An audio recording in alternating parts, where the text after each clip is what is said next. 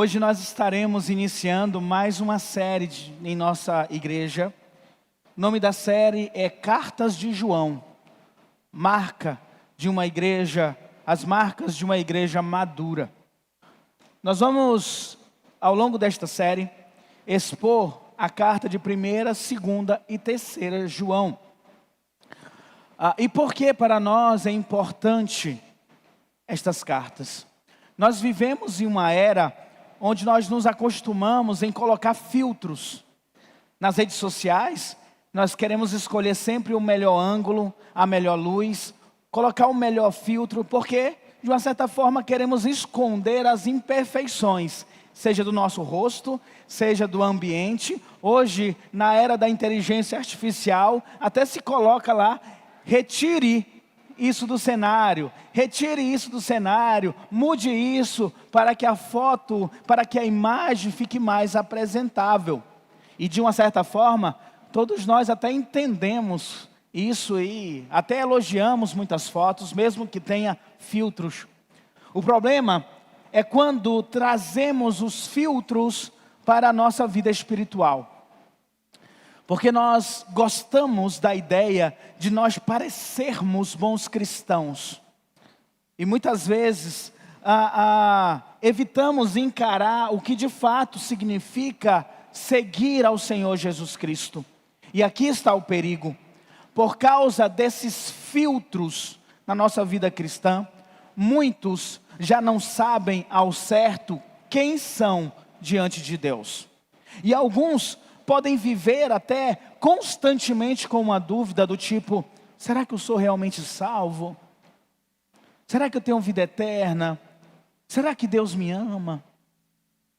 Ainda tem aqueles que têm uma certeza que é a certeza fabricada, que é os filtros, que dizem: conheço a Deus, mas convive tranquilamente com o pecado. O pecado não incomoda, mas se pergunta: você conhece a Deus? Você crê em Jesus? Vão dizer: eu creio, eu conheço em Jesus. Convive com o pecado, falta amor na relação com os irmãos, tem práticas que não combinam com a fé que confessam e continuam vivendo dentro da igreja, dentro da sua bolha, do seu filtro cristão.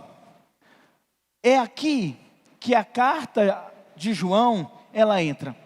Porque ele escreve tanto para consolar o verdadeiro cristão, aqueles que têm dúvida na sua fé. Ele conforta com a verdade do evangelho. Mas também João, ele escreve para confrontar a falsa segurança religiosa. Aqueles que, por estarem dentro de uma igreja, dizem: eu tenho a fé, mas vivem suas vidas com pecados que Deus abomina. João, quando ele escreve as suas cartas, ele escreve lá no final do 1º século, provavelmente pelo ano de 85, o ano 100 depois do Senhor Jesus Cristo. Ele, naquele momento, é o último apóstolo que caminhou com Jesus vivo. Pedro, Paulo, os demais apóstolos, há décadas já haviam sido martirizados, já estavam mortos. Ele, nesse momento que ele escreve as cartas, ele não é mais o filho do trovão, aquele jovem impetuoso, mas agora ele é um ancião. Um ancião não apenas da sua idade, mas também um ancião da sua vida para com Deus. Alguém respeitado, alguém que tinha uma palavra de Deus, por toda a experiência que ele tinha com a vida cristã. Ele mesmo se autodenomina ancião na sua 2ª e na sua 3ª carta. João, quando ele escreve, ele carrega o peso da sua caminhada com Cristo. Ele carrega o peso de ver a igreja crescer, a igreja se desenvolver, mas também a igreja enfrentar perseguição. E principalmente a igreja enfrentar falsos ensinamentos. Muitos estudiosos até acreditam que João escreveu primeiro o Evangelho de João, depois ele escreveu as cartas e por último ele escreveu o Apocalipse.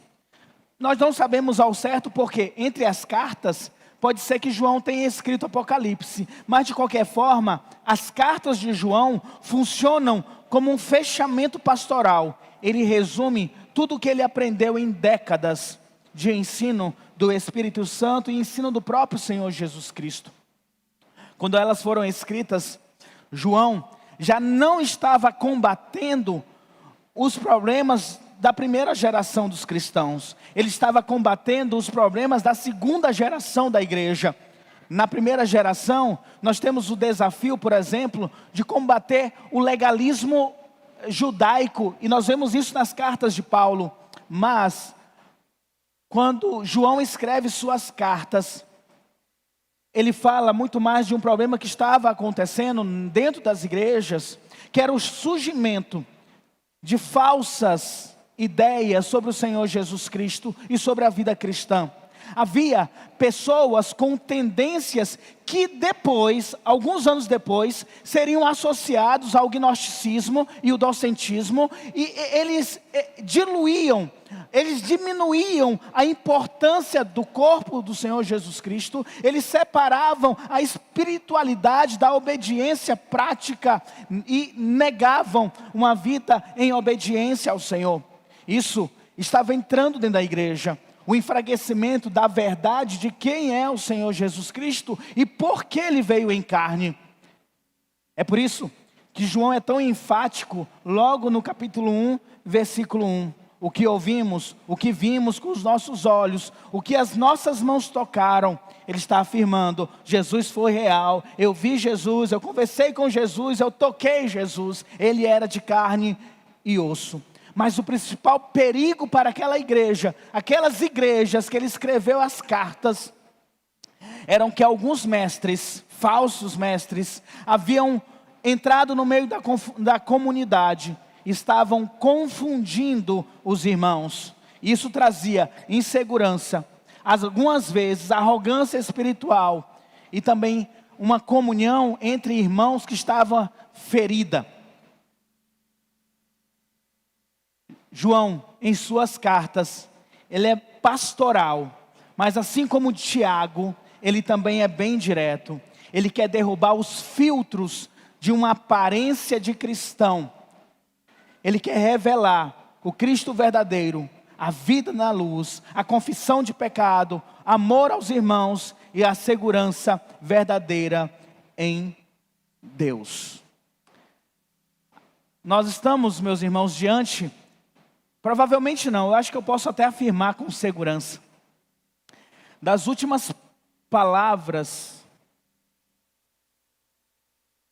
do último apóstolo do Senhor Jesus Cristo. As últimas palavras de um pastor, de um apóstolo, que viu, que andou com Jesus e que se importava sinceramente com a igreja do Senhor Jesus Cristo. Por isso que eu creio que essa série será muito bom para nós. Será uma oportunidade de examinarmos a nossa caminhada diante de Deus. Portanto, abra aí a tua Bíblia em 1 João, capítulo 1, versículos de 1 a 10, de maneira que a gente vai expondo o texto, a gente vai lendo, tá?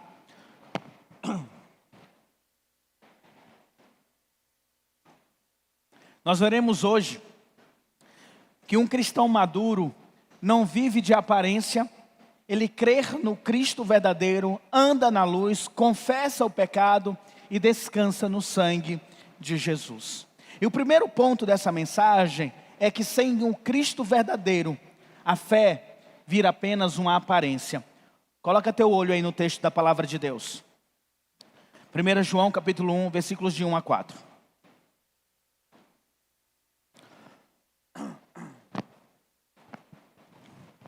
Diz assim a palavra do Senhor. O que era desde o princípio, o que ouvimos, o que vimos com os nossos olhos, o que contemplamos e as nossas mãos apalparam, isto proclamamos a respeito da palavra da vida. Versículo 2. a vida se manifestou. Nós a vimos e dela testemunhamos, e proclamamos a vocês a vida eterna que estava com o Pai e nos foi manifestada. Nós lhes proclamamos o que vimos e ouvimos, para que vocês também tenham comunhão conosco. Nossa comunhão é com o Pai e com o seu Filho Jesus Cristo. Escrevemos estas coisas para que a nossa alegria seja completa. João, ele inicia a sua carta de uma forma até um pouco diferente, como nós somos acostumados. Ele não inicia a carta dizendo, João, apóstolo do Senhor Jesus Cristo, escreva aos santos que estão dispersos na Ásia, ou algo assim. Ele começa sendo bem direto. O que era desde o princípio, o que ouvimos, o que vimos com os nossos olhos, o que contemplamos e as nossas mãos apalparam, isto proclamamos a respeito da palavra da vida. Isso nos mostra o que, meus irmãos? Que essa carta tinha uma urgência.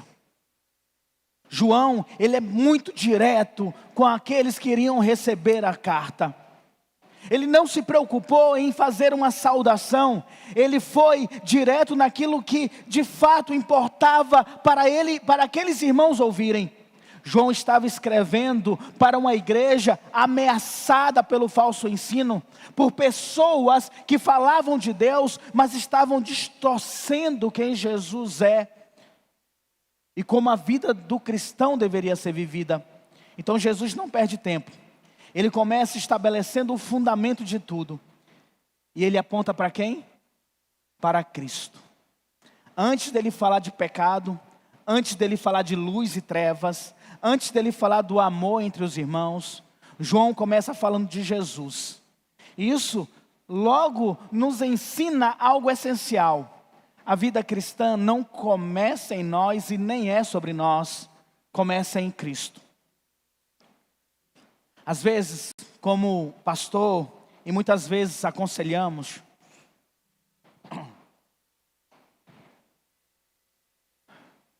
muitos irmãos chegam e às vezes nos parece que a ideia deles é o seguinte: se eu vencer alguns pecados, se eu vencer a imoralidade, se eu vencer a mentira, se eu vencer a prostituição, se eu vencer a falta de domínio próprio, a minha vida vai se resolver, a minha vida cristã vai se resolver, a minha vida com Deus vai se resolver. João, ele não começa apontando sobre comportamentos, mas ele começa apontando para Cristo, porque é assim que nós também devemos começar. Você pode chegar para mim e dizer: pastor, eu preciso parar com a prostituição na minha vida. E se eu te der alguns remédios e te falar algumas técnicas, eu não estou dizendo que eu tenho técnica, mas para que você possa deixar a prostituição, então, o teu problema maior não é a prostituição, o teu problema maior é onde Cristo está na tua vida. Então, você não vai conseguir deixar a prostituição, por exemplo, se Cristo não estiver reinando. Porque você pode até parar com a prostituição, mas vai chegar um outro pecado na tua vida que vai estar te dominando também. Porque você não vence o pecado pela tua própria força. Você não amadurece apenas tentando melhorar áreas da tua vida. Sem Cristo, no máximo, mudamos a aparência. Mas com Cristo, nós recebemos a verdadeira vida. Ele começa dizendo o que era desde o princípio. Aqui João aponta para a eternidade de Cristo. Jesus não começou a existir em Belém, na barriga de sua mãe Maria. Jesus é antes da criação, é antes da história, é antes de Adão e Eva. Jesus é o Filho de Deus que já existia com o Pai. Essa é a mesma verdade que João, algum tempo atrás, escrevendo o seu evangelho, o evangelho de João, ele começa da mesma forma. João, capítulo 1, versículo 1. No princípio era aquele que é a palavra, ele estava com Deus e era Deus. João, ele começa fazendo com que a igreja possa olhar para aquele que existiu eternamente com o Pai, desde o princípio para o Senhor Jesus Cristo. Mas João, ele não fica apenas na eternidade, ele desce para a realidade concreta da encarnação de Jesus. Ele diz: o que ouvimos, o que vimos com os nossos olhos, o que contemplamos e as nossas mãos apalparam. João está falando da sua própria experiência. Ele ouviu Jesus pessoalmente, ele olhou nos olhos de Jesus, ele contemplou Jesus, ele tocou em Jesus. João está dizendo: o que eu estou anunciando, o que eu estou falando, não é fruto de uma filosofia, não é fruto de uma experiência religiosa que eu tive. O que eu estou anunciando é algo real. Os meus próprios ouviram o que Jesus falou sobre ele. Os meus próprios olhos viram a Jesus. Eu mesmo toquei em suas feridas. Eu mesmo vi os cravos em suas mãos. Ele está dizendo: o Filho eterno entrou na história. Ele veio em carne. Ele foi ouvido, visto, tocado. Isso era necessário, porque muitos falsos mestres tentavam espiritualizar Jesus e tirar Jesus reencarnado. Alguns não aceitavam que o Filho de Deus tivesse verdadeiramente vindo em carne. Mas Jesus diz: eu sou testemunha ocular do Senhor Jesus. E aqui é algo importante, porque o nosso cristianismo, irmãos, não está firmado em um sentimento, em uma filosofia. O cristianismo é firmado numa pessoa real, em Jesus Cristo, o Filho de Deus eterno, que veio em carne e habitou entre nós. Isso também nos confronta. Por quê? Porque muitos tratam Jesus não como o verbo de Deus encarnado, a palavra de Deus encarnada que esteve entre nós, que foi para a cruz, morreu na cruz e ressuscitou para perdão de nossos pecados. Muitos tratam Jesus apenas como uma ideia, como uma filosofia de vida, não como um Senhor vivo. Existe muitos cristãos, e talvez aqui tenha alguém desta forma, que cria um Jesus para si, e crê na verdade de um Jesus que é filosófico, de um Jesus que é por experiência, ou de um Jesus que apenas se ouviu falar. Por exemplo, um Jesus que perdoa, mas ele não governa a sua vida, não é teu Senhor. Um Jesus que consola, e você aceita o Jesus que consola, mas não quer Jesus que confronta, que ajuda nos problemas, mas não quer Jesus que exige de você arrependimento. Você quer Jesus que abençoa os teus planos, mas não quer Jesus que diz para você deixar os teus desejos pecaminosos. Você quer Jesus que te traz paz, mas não traz a luz de Jesus para o teu pecado. E aí queremos moldar Jesus conforme a nossa própria história, ou conforme nós imaginamos. Não. O Jesus das Escrituras, o Jesus da Palavra de Deus, Jesus que João está pregando, é o Jesus que existia desde o princípio. O Filho de Deus encarnado que habitou entre nós, morreu na cruz para perdão dos nossos pecados e ressuscitou. Esse é Jesus que é anunciado, que se manifestou em carne. João diz: ele é a palavra da vida, ele é a própria vida eterna revelada aos homens. Portanto, quem rejeita Jesus revelado, não apenas rejeita uma ideia religiosa, não apenas rejeita o cristianismo, mas rejeita a vida que Deus se fez manifestar no meio dos homens. No verso 2, ele diz: a vida se manifestou, nós a vimos e dela testemunhamos e proclamamos a vocês a vida eterna que estava com o Pai e nos foi manifestada. É exatamente por isso que João anuncia essa vida para os irmãos. Ele não está aqui defendendo uma doutrina correta sobre Jesus.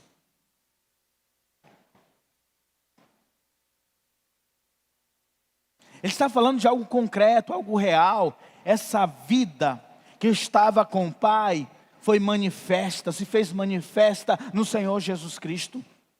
Aí ele diz: agora nós anunciamos para que pecadores sejam trazidos para Deus. O anúncio apostólico aqui não é apenas uma informação, é um meio pelo qual Deus chama pessoas para a comunhão com Ele, conforme nós vemos no versículo 3.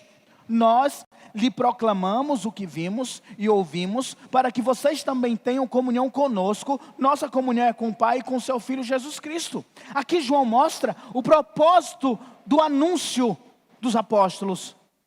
Eles não anunciam Cristo apenas para dar a informação, ele anuncia para conduzir os ouvintes à comunhão. E observe a lógica do texto. Primeiro, Cristo se manifesta. Depois, os apóstolos viram e ouviram Jesus. Agora, os apóstolos proclamam o que viram e ouviram. E o resultado dessa proclamação é a comunhão com Deus, Pai e Filho. Quando ele diz, para que vocês também tenham comunhão conosco, ele não está apenas falando de amizade com os apóstolos, até porque os apóstolos, praticamente todos já haviam morrido, só tinha João vivo naquela época. Ele está falando da nossa participação na fé, na mesma verdade, na mesma vida que Deus revelou em Cristo. A palavra comunhão aqui tem a ideia de participar, de fazer parte de algo comum. Não é apenas estar perto de alguém, mas é participar da mesma realidade espiritual. Então, eu escuto, eu vejo Jesus, eu escuto Jesus, eu proclamo Jesus, para que vocês que escutam a Jesus tenham comunhão conosco, igreja, irmãos, e tenham comunhão também com Deus, Pai e seu Filho Jesus Cristo. E aqui é uma coisa importante. A comunhão da igreja, meu irmão, minha irmã, não começa nos irmãos. Começa no Pai e começa no Filho. Somos unidos a Deus por meio de Cristo. Depois, somos unidos uns aos outros nesta mesma vida. E aqui é algo importante. Essa comunhão, ela não é apenas uma convivência. Porque talvez sejamos tentados a pensar na palavra comunhão como compartilhar ali o sanduíche, compartilhar uma pizza, estar conversando com as pessoas do pequeno grupo. Não é sobre frequentar o mesmo ambiente. A comunhão que João enfatiza nesse texto é participar da mesma vida em Deus por meio de Cristo. E aqui entra um perigo para nós. Porque você pode escolher a igreja e não escolher Jesus Cristo. Você quer a comunhão com a igreja, só que a comunhão da igreja, ela é importante, mas ela não está acima da comunhão com o Pai e com o Filho. Você pode gostar do ambiente com os irmãos, dos cultos, da convivência, mas se você não se rende ao Pai e ao Filho, você não tem comunhão com eles. A igreja, ela é bênção. Eu amo minha igreja. Mas a igreja não substitui o Senhor Jesus Cristo. Você pode estar dentro desta igreja e ainda estar fora da comunhão com Cristo. Você pode estar perto dos irmãos e longe da comunhão com o Pai. Você pode ter convivência com o povo de Deus, mas não ter comunhão verdadeira com o nosso Salvador. João, ele fecha uma porta aqui. Comunhão com Deus não vem por estar dentro da igreja, por participar desta comunhão. Vem pelo Cristo verdadeiro, o Filho encarnado e ressurreto. A comunhão entre os irmãos só é verdadeira quando nasce da comunhão com o próprio Deus. Então não entenda o texto aqui como uma comunhão entre irmãos aqui. É a tua comunhão com Cristo. Aí eu quero chamar você a pensar sobre isso. Tu tem comunhão com Deus ou a tua comunhão é apenas com a igreja local? Com a tua igreja? Porque se for apenas com a igreja local, e você não tem comunhão com Deus e com Cristo, você precisa ser chamado ao arrependimento e a crer no Cristo anunciado. Porque a igreja não salva. Quem salva é Cristo e a comunhão com Cristo. No versículo 4 ele diz: escrevemos estas coisas para que a nossa igreja seja, escrevemos estas coisas para que a nossa alegria seja completa. Ó, meu óculos caiu.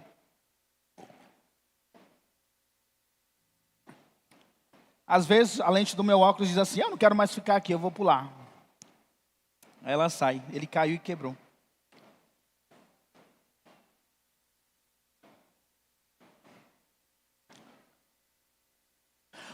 Quando ele diz assim, escrevemos estas coisas para que a nossa alegria seja completa, ele está ligando a alegria ao propósito da proclamação.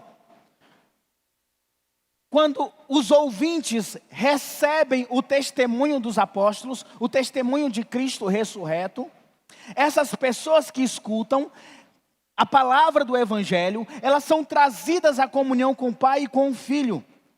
E ele diz aqui: escrevemos estas coisas para que a nossa alegria seja completa. E a alegria aqui não é apenas ver pessoas reunidas, convivendo, mas é ver pessoas firmadas no Cristo verdadeiro, participando da vida, da manifestação da vida do Senhor Jesus Cristo, da comunhão real com Deus. É sobre essa alegria que ele está falando. E talvez, irmãos, falte alegria em muitos irmãos aqui, porque também falta comunhão real com Cristo. Pessoas vêm ao culto, mas não se alimentam de Cristo. Cantam, mas não contemplam a beleza de Cristo.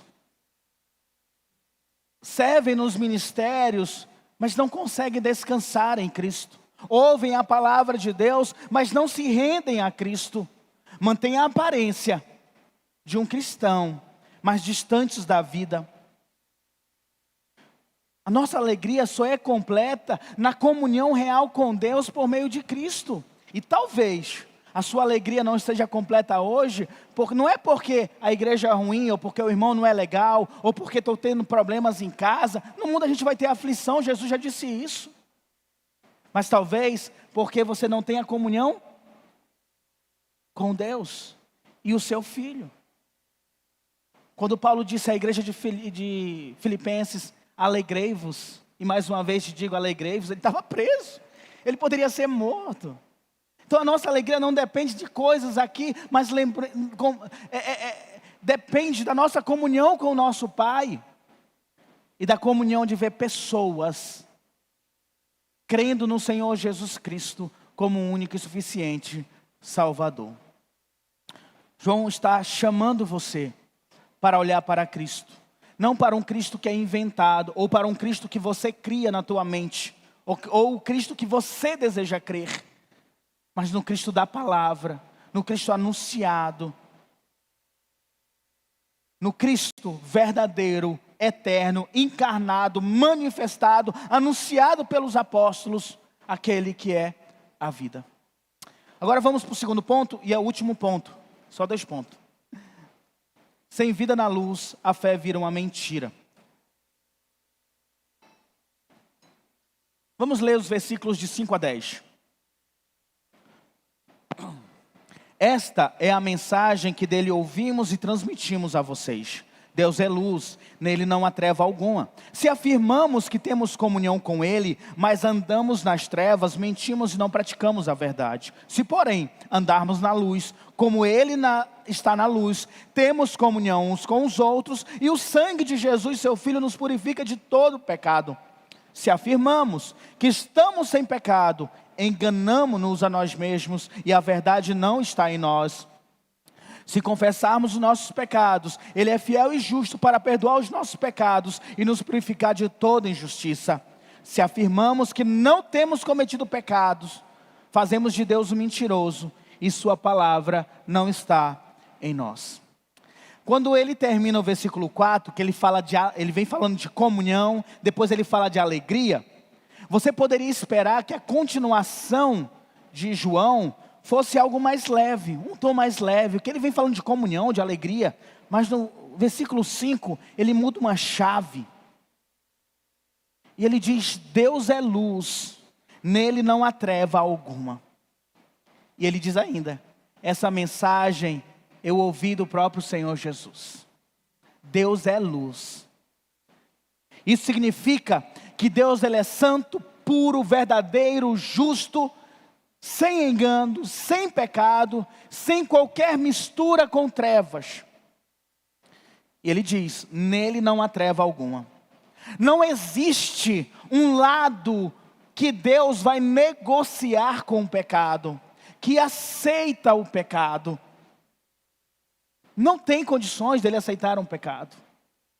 Não tem como um casal cristão casado chegar para o seu líder, para o seu pastor e dizer: Deus falou conosco e disse que nós devemos nos divorciar.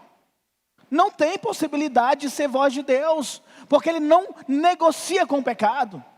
Não tem como um marido chegar para o seu pastor e dizer para ele: ah, pastor, eu traí a minha esposa. Ah, porque o senhor precisa conhecer ela. Ah, pastor, ela é muito difícil, ela não sei o quê, ela não sei o quê, e não sei o quê. Tanto tempo que a gente não namora, e apareceu uma oportunidade, eu errei, eu sei que eu errei. Ah, mas Deus entende. Não, Deus não entende.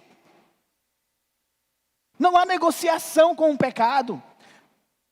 E João não está especulando aqui que Deus é luz e não há trevas. Ele ouviu do próprio Senhor Jesus. E que essa afirmação é uma afirmação devastadora. E talvez devastadora para muitos que estão aqui. Você não pode ter comunhão com Deus e ao mesmo tempo esconder partes da sua vida na escuridão, nas trevas.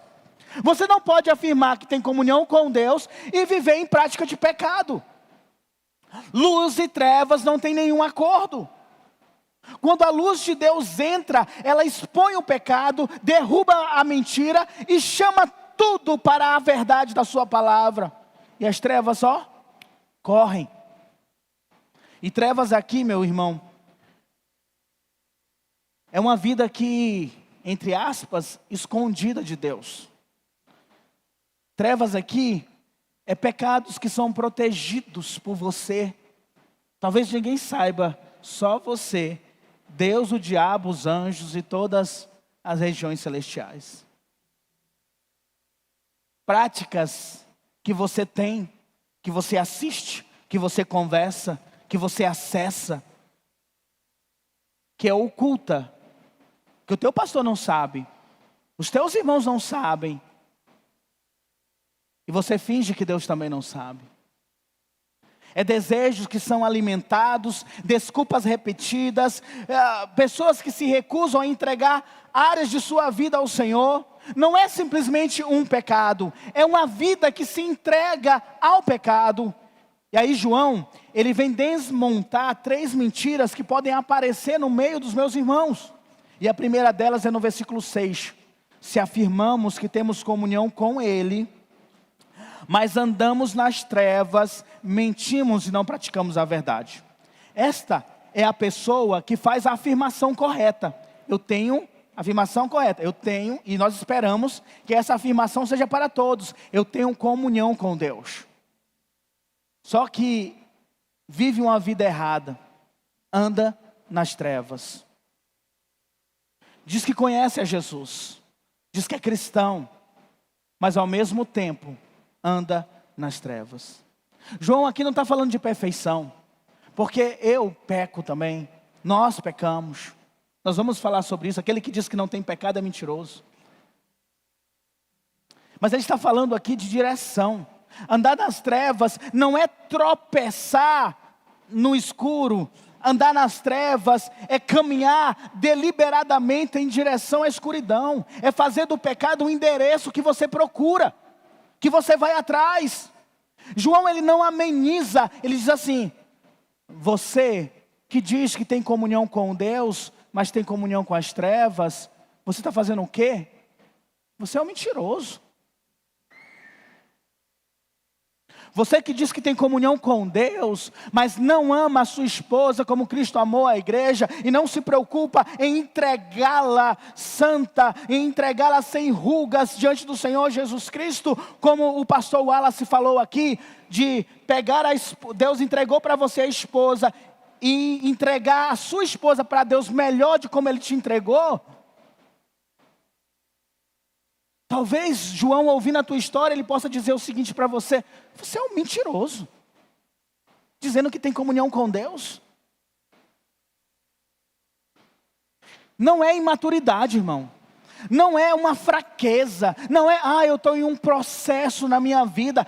João vai dizer, é mentira. Você não tem comunhão com Deus. A pessoa que reivindica a comunhão com Deus e vive deliberadamente no pecado, não é um cristão fraco. É um mentiroso. E a primeira vítima da mentira é você mesmo. Você mente para você mesmo. Isso aqui, meus irmãos, confronta uma ilusão às vezes comum. Pessoas que vivem na igreja, participam da igreja, mas têm pecados habituais, e assim continua vivendo a sua vida, dizendo, eu tenho comunhão com Deus, eu vim para a vigília, eu faço minha oração antes de comer, eu fui batizado, eu tomo a ceia.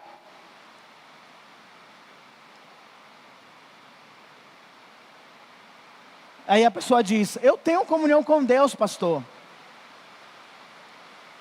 mas por onde tu tem andado? É nas trevas? É na prática do pecado? João vai dizer assim, tu é um mentiroso então. Isso aqui nada importa de vir para a igreja, de participar da ceia, ser batizado. Isso é importante para a vida cristã, mas se você anda nas trevas, isso não vai redimir você.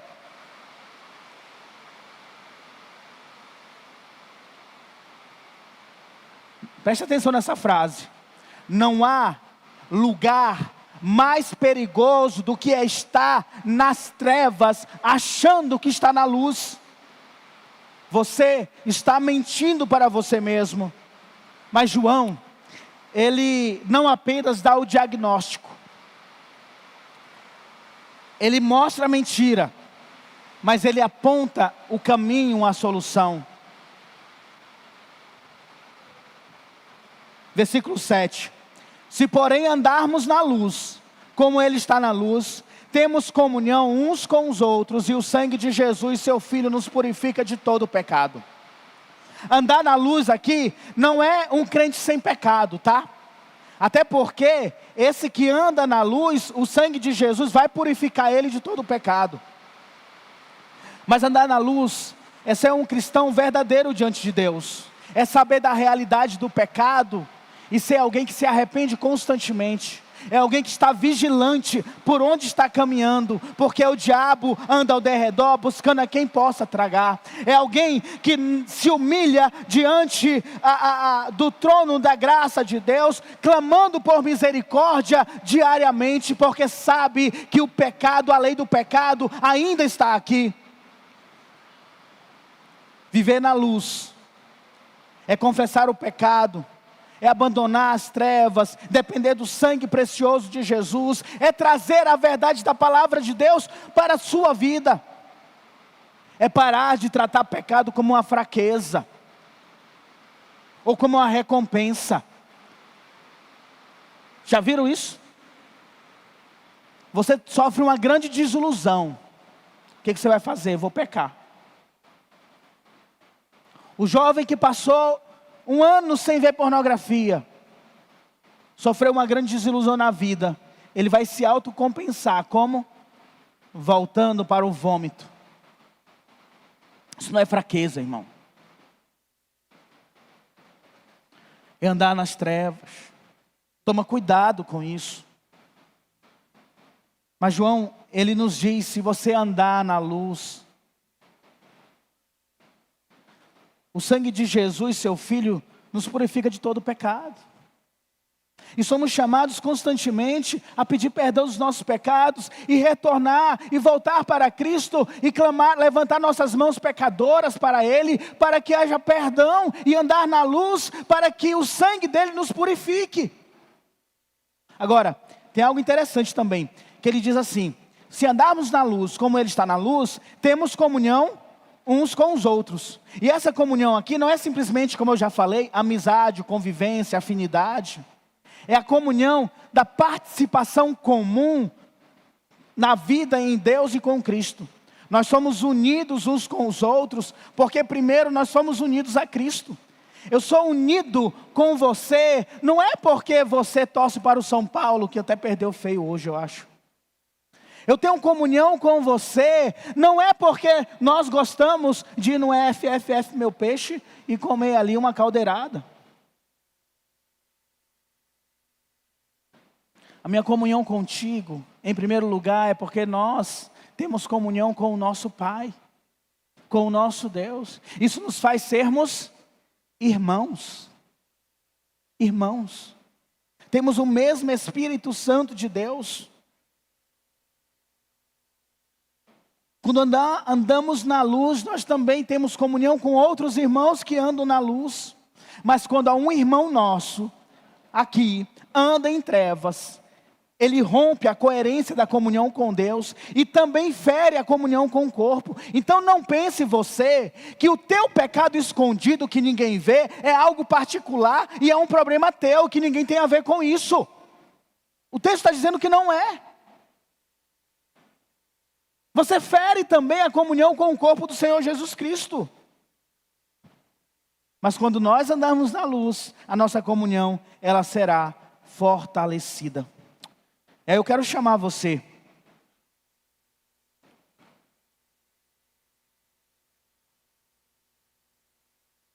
João disse: se nós andarmos na luz,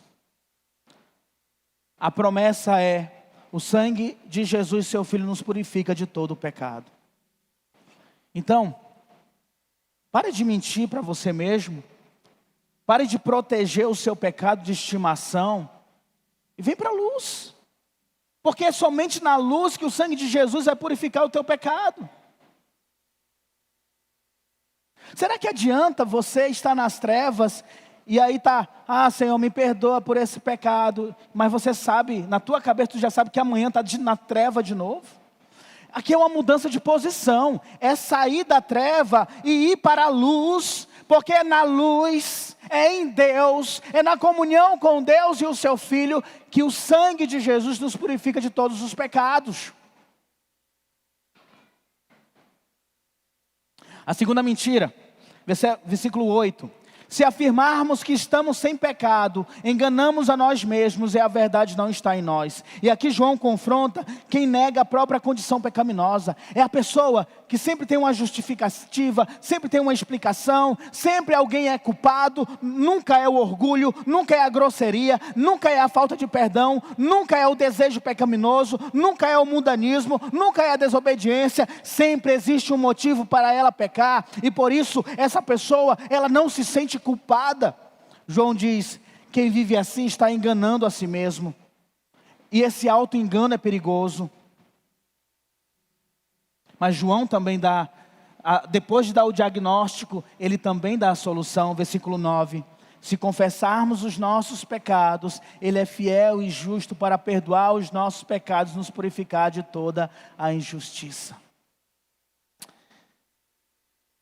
Ele não está dizendo: você pecou, se esconda, se explique, tenta encontrar um culpado, tenta encontrar uma solução para que você não se sinta tão mal. Se você pecou, confesse os teus pecados, porque Ele é fiel. E Ele é justo para nos perdoar todos os pecados. Fiel porque Ele cumpre a sua promessa. E justo porque o perdão não é, o pecado não é ignorado. Deus não vai passar a mão na tua cabeça porque você pecou e diz: tudo bem, meu filho, eu compreendo que você é uma pessoa difícil de lidar.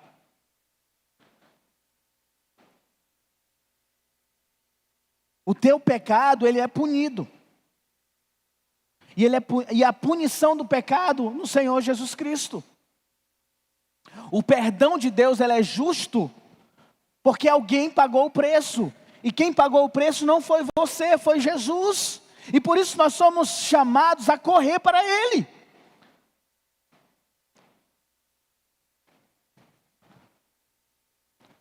A terceira mentira, está no versículo 10. Se afirmarmos que não temos cometido pecado, fazemos Deus mentiroso, e a sua palavra não está em nós. Aqui João vai mais fundo.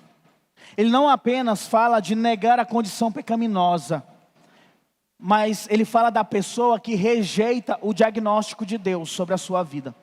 E isso é gravíssimo, porque fazemos Deus mentiroso. Porque Deus já declarou que todos que pecarem, todos estarão condenados e precisam de perdão.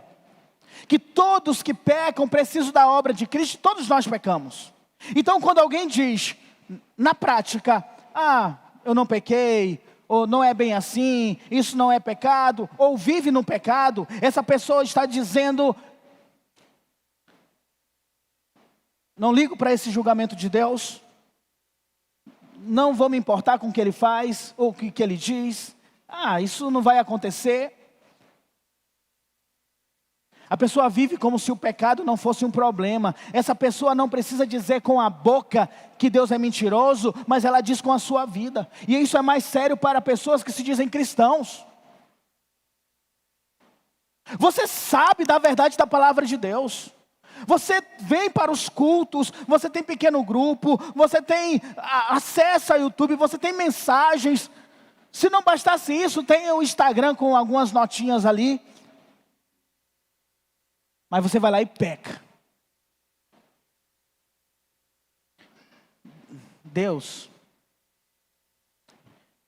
Uma pessoa uma vez disse assim, para uma outra cristã, eu sei o que a palavra de Deus diz, e eu sei o que eu estou fazendo vai me levar para o inferno, mas eu vou arcar com essas consequências. E parabéns para essa pessoa verdadeira com a sua condição. Pelo menos não é falsa. Mas ela vai para o inferno.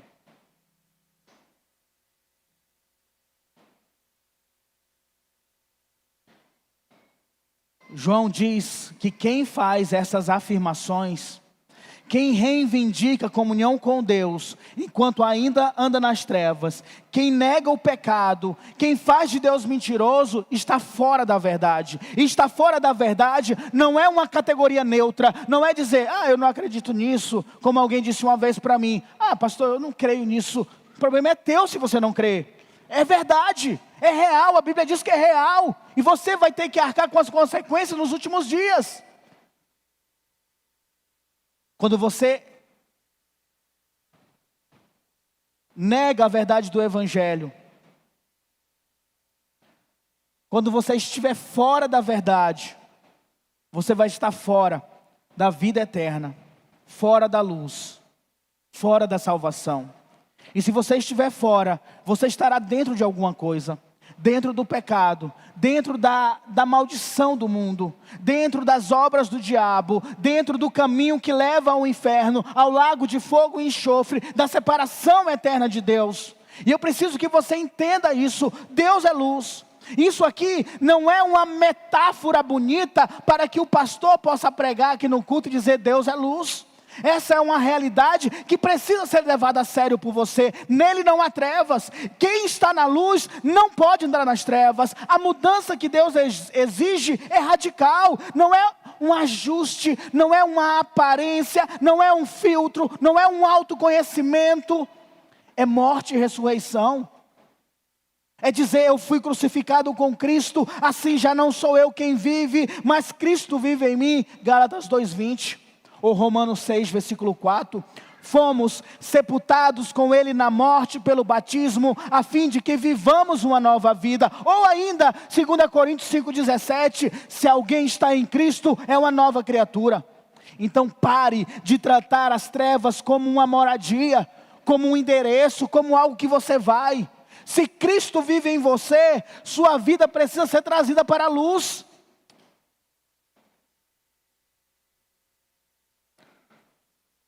E eu preciso que entenda isso. E hoje, porque o chamado de Jesus ainda está de pé, o sangue de Jesus ainda purifica, a possibilidade de arrependimento ainda está aberta. Você ainda pode trazer o que está escondido para a luz, confessar e encontrar a Deus que é fiel e justo para nos perdoar. Você ainda pode entregar os teus caminhos ao Senhor e confiar nele. Mas não, talvez não amanhã, não quando sentir vontade, ou não quando a vida apertar. Não sei, o dia de amanhã pertence ao Senhor. Mas a luz está acesa, o chamado está feito, você está ouvindo essa mensagem hoje. Deus é luz. Isso significa que a fé verdadeira não sobrevive de aparências de trevas. Quem pertence a Deus traz o pecado para a luz, confessa e descansa na purificação pelo sangue de Jesus. Que filtros espirituais você tem na tua vida? João mostrou que a fé verdadeira começa em Cristo. O Filho eterno que se manifestou em carne, foi visto, ouvido, tocado e anunciado pelos apóstolos. Ele diz que Deus é luz e nele não há trevas. Isso significa que o cristianismo verdadeiro não entra em acordo com trevas. Então a pergunta para você essa noite não é simplesmente: você frequenta a igreja? Você vai para a igreja? Essa pergunta é muito rasa. A pergunta é: você está em Cristo? Você anda na luz? Você confessa seus pecados? Porque João foi direto. Se dissemos que temos comunhão com Deus, mas andarmos nas trevas, mentimos. Se dissemos que não temos pecado, enganamos a nós mesmos. Se dissermos que não temos cometido pecado, fazemos Deus mentiroso. Mas a esperança é essa: se confessarmos os nossos pecados, Ele é fiel e justo para perdoar os pecados e nos purificar de toda a injustiça. Arrependa-se diante da luz da palavra de Deus. Pare de mentir para si mesmo. Traga seu pecado para Cristo. Pastor, eu tenho tantos anos na igreja. Anos na igreja não quer dizer nada. Talvez hoje Deus esteja te chamando para, a partir de agora, você possa começar uma nova vida nele. E se por acaso você tiver alguma dificuldade, é para isso que tem a igreja. Pastor, eu tenho problemas com pornografia. Procura a igreja, procura os líderes, procura o pastor. Estamos aqui para caminhar juntos, mas não se conformem em andar nas trevas. Deus é luz. Vamos orar, baixa tua cabeça. Deus, obrigado pela tua palavra. Nós vimos aqui, Senhor, que uma marca de uma igreja verdadeira, Deus, é uma igreja que não vive de aparências, de filtros, ó Pai, mas vive pela verdade da tua palavra. Fomos confrontados, ó Pai, pelo ancião João, ó Deus, nos chamando, ó Pai amado, à verdade, a olhar para o Senhor Jesus Cristo ressurreto, ó Pai amado, autor e consumador da nossa salvação, e entregarmos nossa vida, Pai. Nós que afirmamos que temos comunhão com Deus, isso precisa ser demonstrado em nossa vida diária, ó Pai. Se por acaso estamos andando em trevas, nós não podemos afirmar, ó Deus, que temos comunhão contigo, e quanto isso é sério. Então, Espírito Santo de Deus, inculca isso nas nossas mentes, ó Pai. Não negociamos com o pecado. Que haja agora, Pai, arrependimento, Senhor. Perdão de pecados, meu Deus. Se os meus irmãos, os meus amigos, ó Pai, que caminham na minha igreja, Senhor, membros dessa igreja, Senhor, estão andando nas trevas, confronta agora, ó Espírito Santo de Deus, para que haja arrependimento. Afinal, nós temos comunhão uns com os outros, Pai. Não permita que continuemos a carregar pecados, ó Deus amado, como um estilo de vida, Senhor, porque não foi para isso que o Senhor nos libertou, nos chamou, ó Pai. Oro, meu Senhor, por aqueles que precisam crer agora em Jesus como um único e suficiente Salvador. Converta agora, ó Espírito Santo do Senhor, conforme a tua boa vontade, Senhor. Derrama da tua graça para que haja arrependimento e fé no Senhor Jesus Cristo. Que venham para a luz, onde o Senhor na luz está, Senhor Deus. Obrigado, Pai, pela tua palavra. Trabalha ela em nossos corações. Assim oramos em nome de Jesus. Amém.